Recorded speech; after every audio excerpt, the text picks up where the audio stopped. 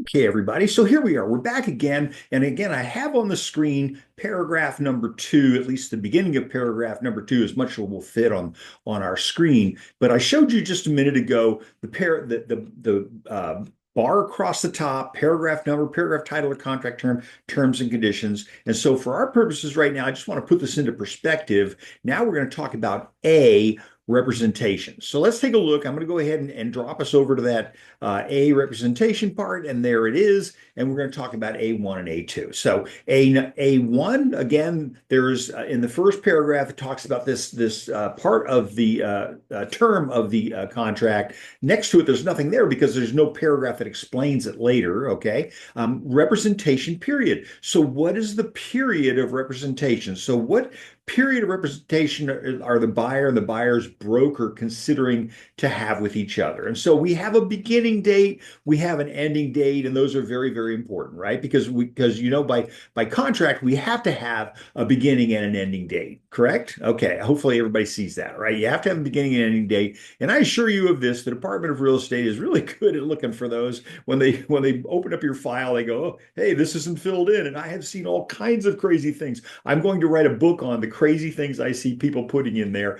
But date, it's a drop down. So if when you click on it, it produces a calendar. So it's going to start on this date. And again, that may be different than the date prepared. Remember, the date prepared was when you put the document together. This date may be the date that you contemplate that there's going to be an agreement. Now, if you set it for today's date, which I recommend, okay, you set it for today's date, then the agreement will start today. And depending on whether it's exclusive versus non-exclusive, and we'll talk about that in a minute, but depending on which one it is, that beginning date becomes very, very important, right? Okay, so ending at 11:59. So a minute before midnight on another date. So I have a beginning date, I have an ending date.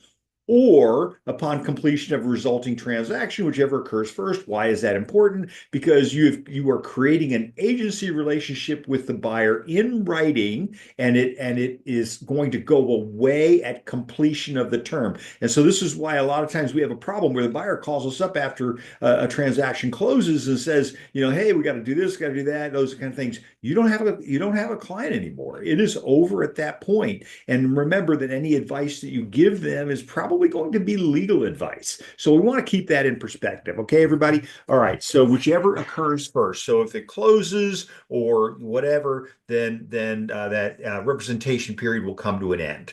The second part of this, where it says not to exceed 3 months, we put that in there contractually. There's a lot of reasons for that. I won't go into the dissertation on it, but it is not to exceed 3 months. Okay. If it's gone beyond that, if it exceeds 3 months, the agreement is void. What does void mean? Void means it doesn't exist. It was never formed in the first place. It's a lot like creating an agreement with someone to rob a bank, and then you don't show up, and then they sue you for breach of contract because you didn't show up. The court's going to say absolutely not. You can't do something like that because it's got an illegal purpose. Okay, so void means it never happened in the first place. Okay, voidable means one party could get rid of it, but in this case, no, there's no contract. Okay. All right. So unless, of course, the buyer is a corporation, an LLC, or a partnership, in which case you could do it for a longer period of time. I'm not sure how long that is. So we'll leave that part alone. Okay. So in most cases, you're going to represent a buyer, usually a natural person,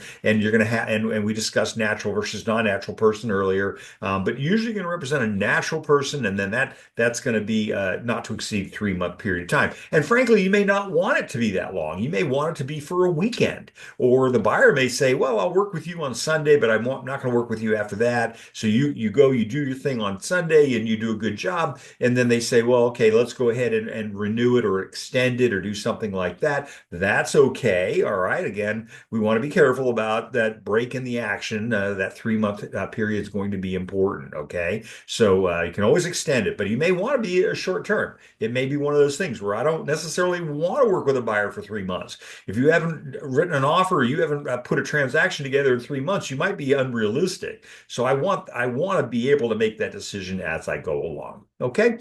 All right. Let's spin into paragraph 2A2, and you'll notice now in the next column it says 4B. Now, what that means is that later on in paragraph number 4B, it's going to explain this line right here, okay? And that's really, really important. And that's where all the pre-printed language is going to be. Okay. And I can tell you that that pre-printed language is very, very important. You should read it. You should understand it. You should still explain it to your client, even though you might only be covering it superficially at this point in the agreement. Okay. So we don't want to skip the pre-printed language because that's the part that the client is going to need some help understanding. This is the part where the client helps with, what the action items are. So now my type of representation. So this is where we come to that part, and this is going to be a huge division, right? It's going to either be non-exclusive, which is the default language. So the default language of the contract says non-exclusive, which means we're going to see later on, we're going to define exclusive versus non-exclusive.